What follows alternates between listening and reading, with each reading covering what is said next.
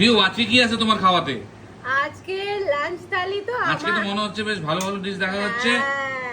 আজকে কিন্তু আমি আর জোজো দুজনে লাঞ্চ করতে বসেছি একসাথে, আর আমাদের দুজনের থালিও রেডি, তাই তো? হ্যাঁ বন্ধুরা, প্রথমে জোজো বলবে জোজো থালিতে কি আছে। জোজো তুমি কি কি নিয়েছো বলো? আমি নিয়েছি ভাত নিয়েছি, আর আমি নিয়েছি একটু মাছ আর পেঁয়াজ আর হইলো সয়াবিন। কেন কি জোজো ঝাল খায় না, তাই না? আর আমি কি নিয়েছি চলো বন্ধুরা একটু জোজোকেও এটা খাওয়াবো। আজকে আমার থালিটা দেখো, রাইস, আর এইখানে দেখো মা বানিয়েছে একেবারে তেল তেল তেল একদম, দেখেছো? একদম মুড়ি ঘন্ট, অসাধারণ কিন্তু এগুলো মুড়ি ঘন্ট হলে এক থাল ভাত তো এমনিই খাওয়া যাবে মনে হয়, দারুণ না? হ্যাঁ আর বন্ধুরা, এইখানে মাছ ভাজা আমিও নিয়েছি, পেঁয়াজও নিয়েছি।